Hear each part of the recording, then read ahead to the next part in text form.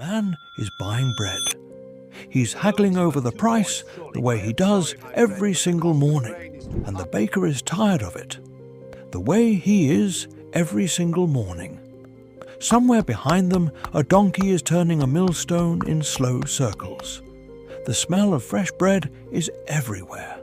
A woman is arguing at a food counter about what was in yesterday's stew.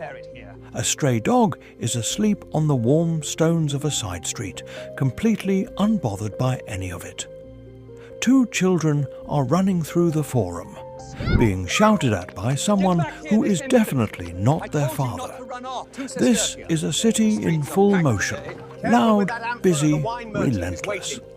It is the 24th of August, 79 AD. And in approximately 4 hours, every single person you are looking at right now is going to glance up at the mountain they have lived beneath their entire lives.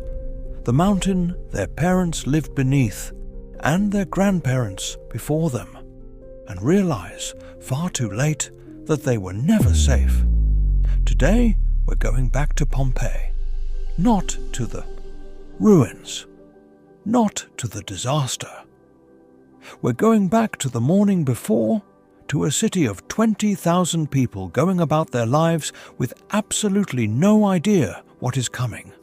We're going to walk the streets, visit the bakeries, the food stalls, the forum, the gladiatorial barracks.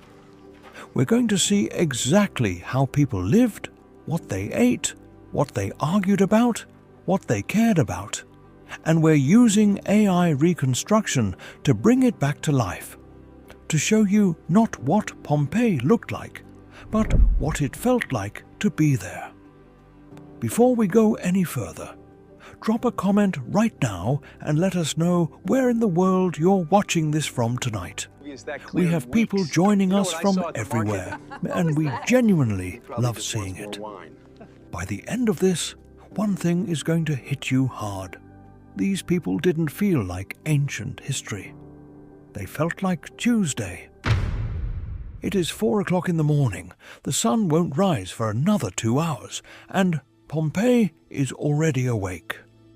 This is something most people get completely wrong about the Roman world. It wasn't a slow, torch-lit civilization stumbling through the dark. It was loud, running at full speed, and it started before dawn. At the bottom of that machine, the people who woke up before everyone else, so that the city would be ready when everyone else arrived. Somewhere between 30 and 40% of Pompeii's population were enslaved. They were the infrastructure. They were the reason this city functioned. And nowhere is that more visible than here. The bakery.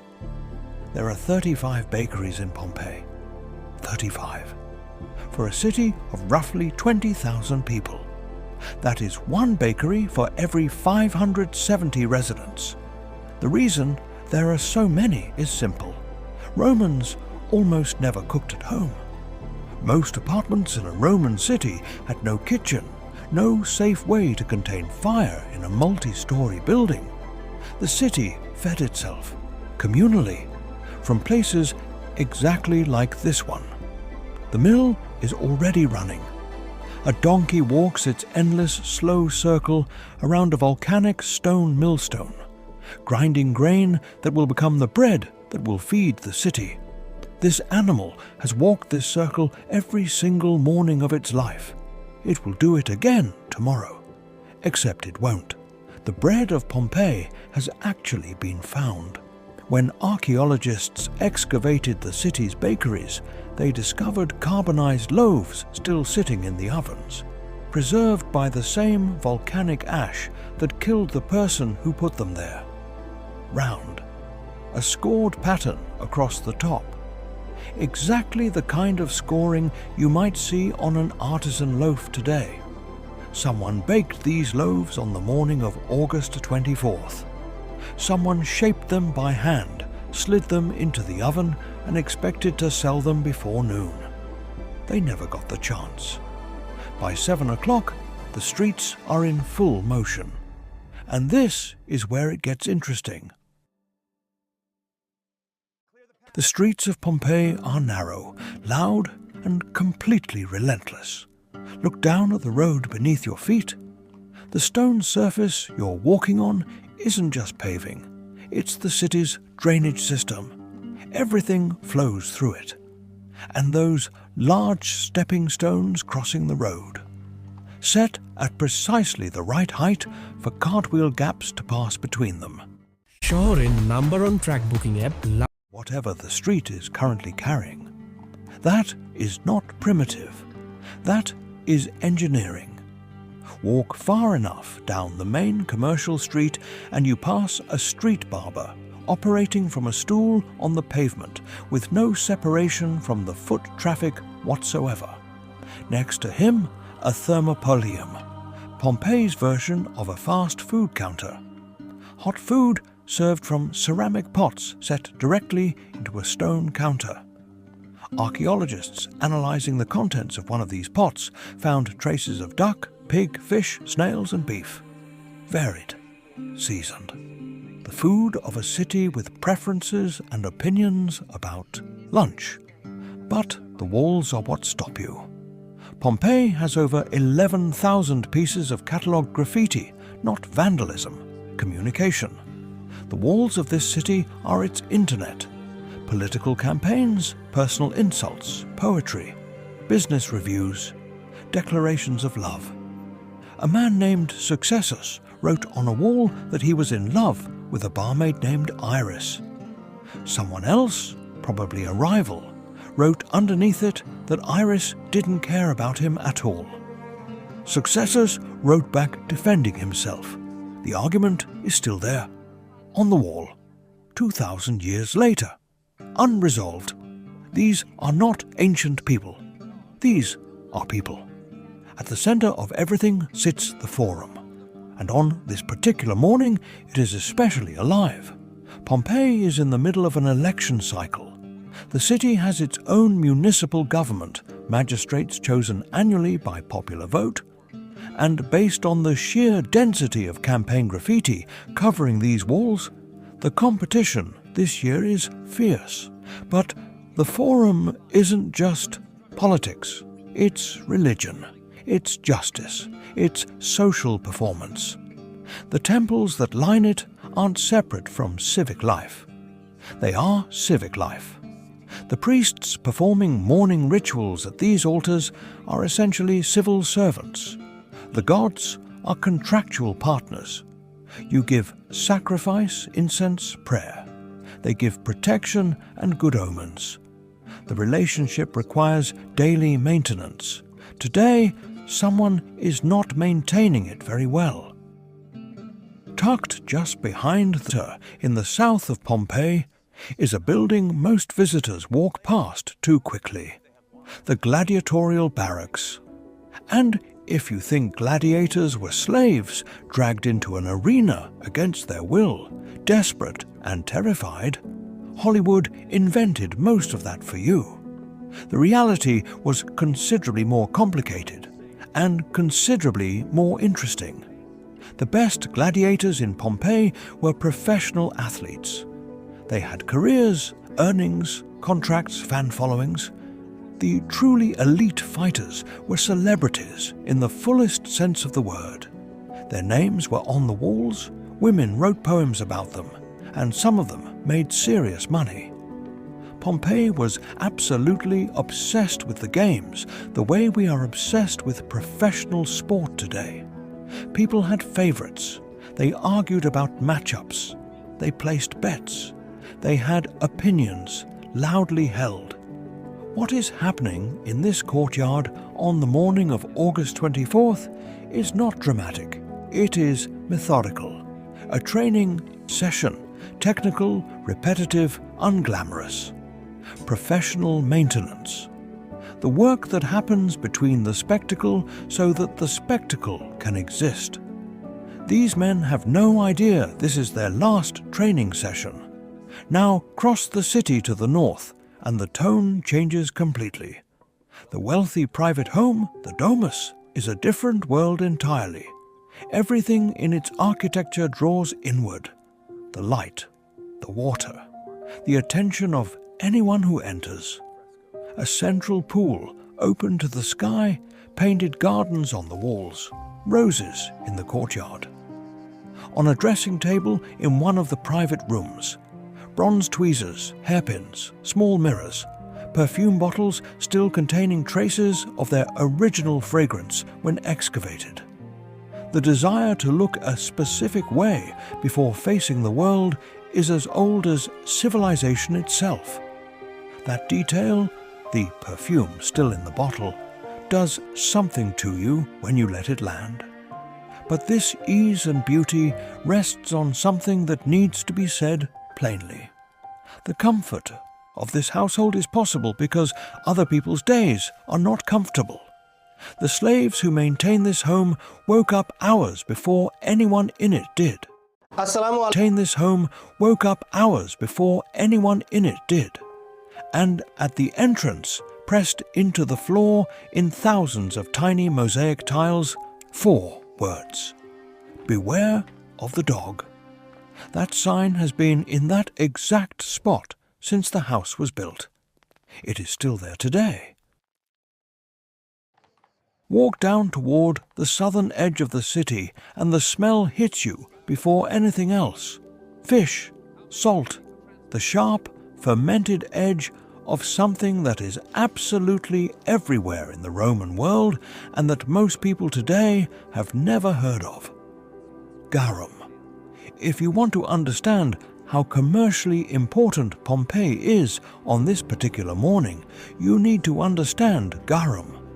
It is a fermented fish sauce produced in the factories along this coastline, and it is, without exaggeration, the most widely traded condiment in the ancient world.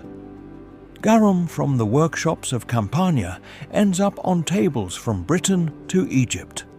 It is the backbone of Roman flavor, the thing that makes everything taste like the empire. And Pompeii sits at the center of that supply chain. The harbor this morning is running at full capacity, same as every other morning, because the garum must move. The wine from the local volcanic soil must move. The olive oil must move. The trade routes of the Bay of Naples do not pause for earthquakes or dry fountains or restless horses. Step into the market and look at what's on offer. Figs, olives, walnuts, dried dates, fresh bread, wine. The Mediterranean diet in 79 AD is not dramatically different from the Mediterranean diet today. The continuity of these foods across 2,000 years is its own quiet kind of astonishing. This is what Pompeii actually is, beneath the temples and the politics and the gladiators. A commercial engine. A city built on movement, on things going from one place to another and money changing hands in between. This morning, that engine is running perfectly. It will not run tomorrow. Here is a question I want you to think about honestly. If your tap water stopped working this morning, would you evacuate your city? Probably not. You'd call the water company. You'd fill some bottles. You'd be annoyed. And you would not, on that basis alone, conclude that your life was in immediate danger. In the days leading up to August 24th, wells across Pompeii and the surrounding countryside begin to run dry. The underground water table is being displaced. Something beneath the earth is moving, pushing groundwater out of spaces it has occupied for centuries. This is a textbook precursor to volcanic activity. We know that now. Nobody in 79 AD knows it, because the concept of a volcano, as we understand it, simply does not exist yet. The ground is also cracking.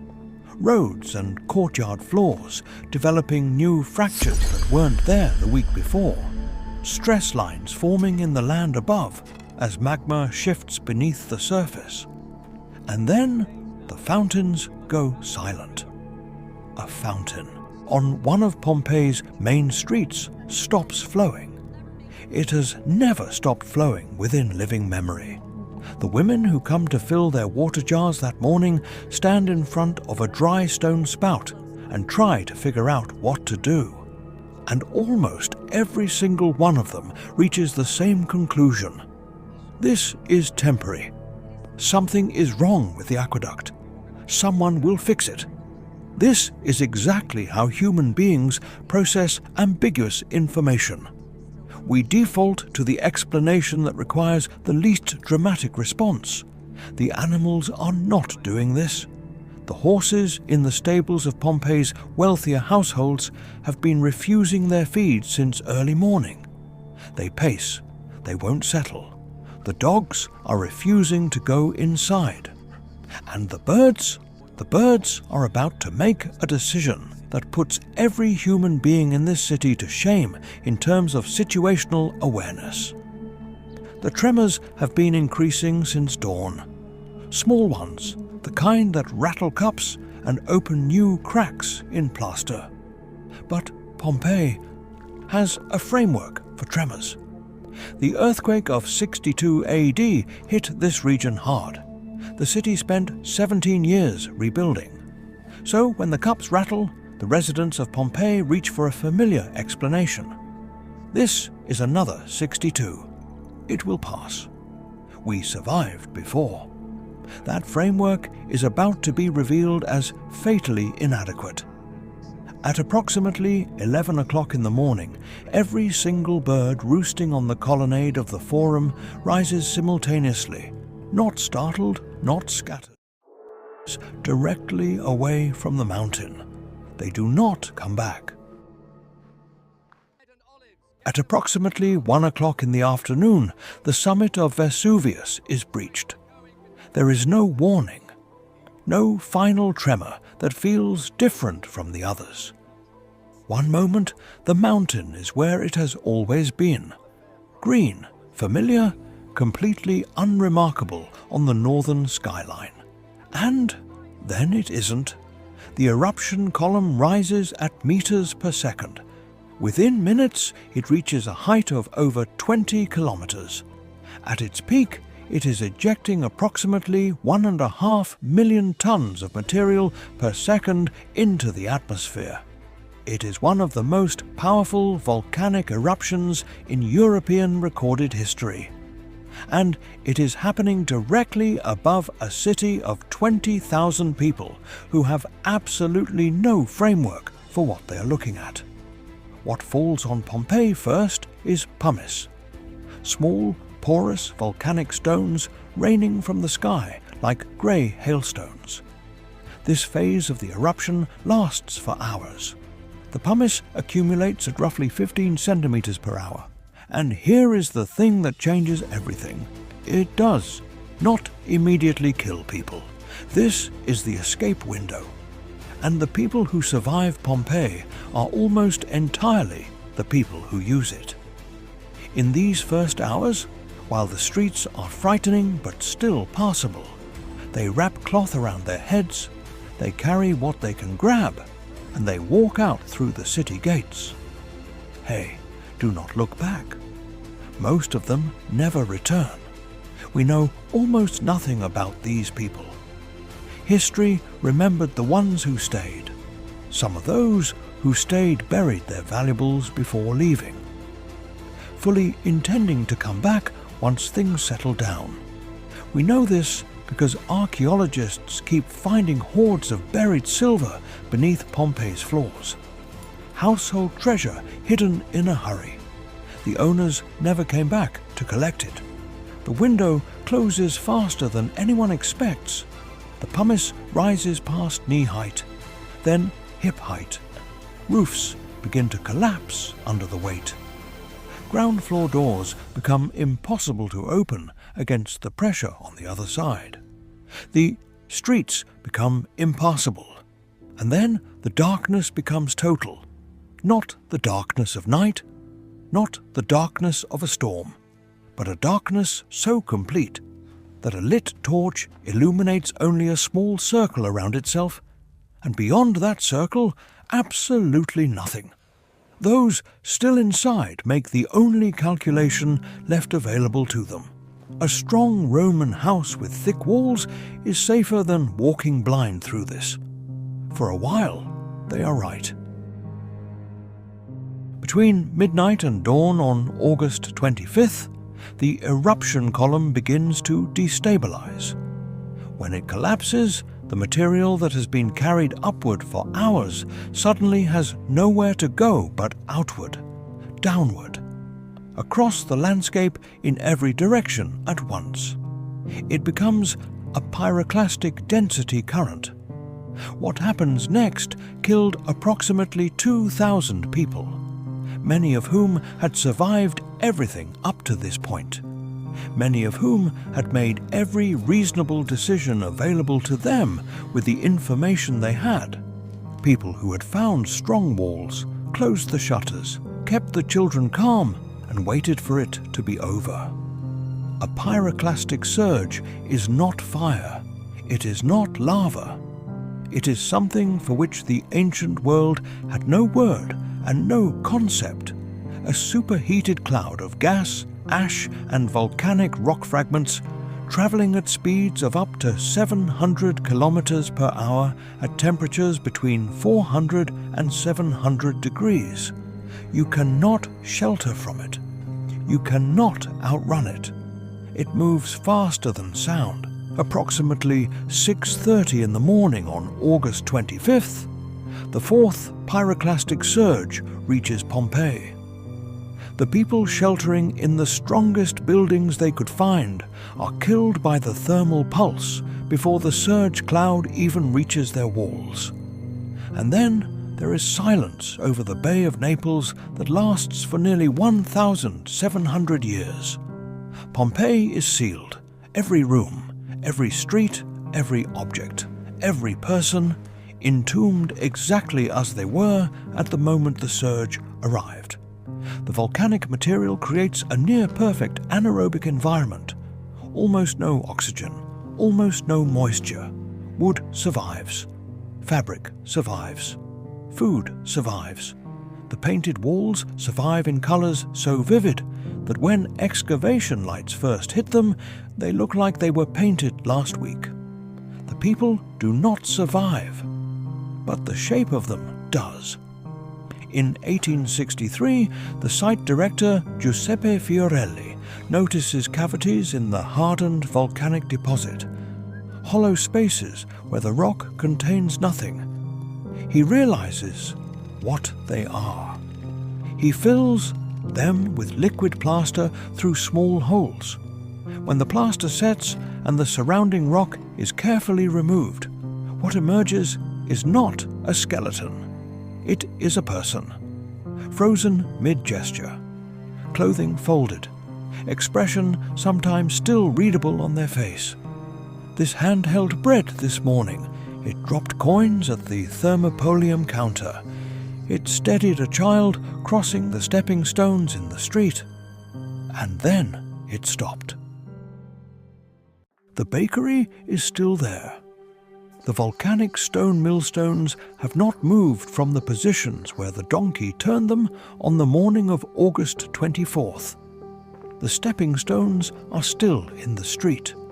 The cartwheel ruts are still worn into the paving.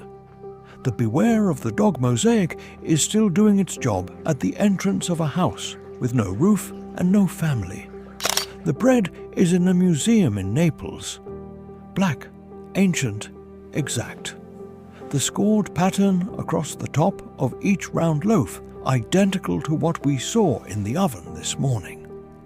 The gap between the hand that baked it and the glass case it sits behind is 2,000 years, and somehow it feels like nothing at all. Vesuvius is still there. Of course it is. It is.